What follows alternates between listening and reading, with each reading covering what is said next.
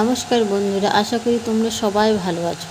আমি একটা নতুন রেসিপি নিয়ে এসেছি, ঝিঙ্গা আলু পোস্ততে। ঝিঙ্গা আলুটা কেটে রেখে একটা মিডিয়াম সাইজের টমেটো আর একটা মিডিয়াম সাইজের পেঁয়াজ আর কিছুগুলো রসুন কেটে রেখেছি। কড়াইটা আমার গরম হয়ে এসেছে, এখানে সরষের তেল দিয়ে দেবো অল্প পরিমাণে। আর এখানে তেলটা যখন হয়ে আসবে তখন কিছুটা জিরা ফোড়ন দিয়ে দেবো। জিরা ফোড়নটা হয়ে গেলে এখানে কুচনো ওই রসুন আর লঙ্কা দিয়ে দেবো। রসুনটাকে একটু লাল লাল মতন ভাজা হয়ে যাবে, তখন আমি ওখানে কাটা পেঁয়াজগুলোকে দিয়ে দেবো।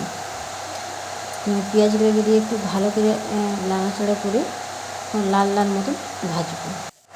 পেঁয়াজটা আমার ভাজা হয়ে গেছে, তো এখানে আমি দিয়ে দেবো এবারে কেটে রাখা ঝিঙ্গাগুলো। ওগুলোকে একটু নাড়াচাড়া করবো আর তারপর দেবো কাটা আলুগুলো দিয়ে নাড়ার পরে দিয়ে দেবো পরিমাণ মতন নুনটা দেওয়ার পরে এখানে আমি ভালো করে একটু নাড়াচাড়া করে নুনটা ঝিঙ্গা আলুটার সাথে মিক্স করে নেব। ভালোভাবে নাড়াচাড়া করে নুনটাকে ভালোভাবে মিক্স করে নেব। এখানে একটা থালা ঢাকা দিয়ে দেবো যাতে আলুটা আর ঝিঙ্গাটা ভালোভাবে সিদ্ধ হয়ে যায়। এইখানে আমি কোনো রকমের জল ব্যবহার করব না ঝিঙ্গা আলুটাকে সিদ্ধ করার জন্য, কারণ ঝিঙ্গাটা থেকেই জল বার হবে আর ওই জলটাতেই আলুটা সিদ্ধ হয়ে যাবে। তো দেখতেই পাচ্ছ এখানে ঝিঙ্গাটার থেকে জল বার হচ্ছে।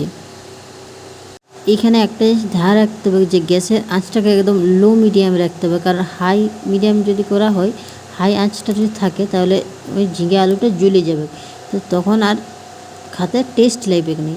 তো এইভাবেই একদম লো মিডিয়ামে রেখে এইভাবে হালকা হালকা মাঝে মধ্যে একটু চেক করতে হবে, থালাটা উঠায় যে আলুটা সিদ্ধ হলো কি নেই বা লটকে যাচ্ছে কি নেই। তো এই দেখতে পাচ্ছ আমার এখানে আলুটা প্রায় হয়ে গেছে।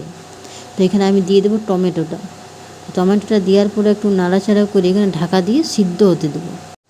তো এখানে টমেটোটা সিদ্ধ হয়ে গেছে, তো এবারে আমি এখানে দিয়ে দেবো বেটে রাখা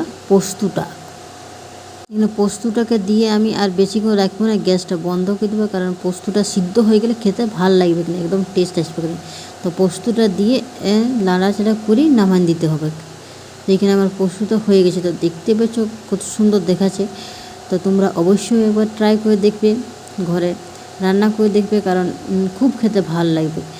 গরম গরম এইভাবে যদি রান্না করে খাওয়া হয় তো অনেক টেস্ট লাগবে। তো তোমাদের যদি রেসিপিটা ভালো লাগে তো অবশ্যই লাইক, কমেন্ট, শেয়ার করে দেবে।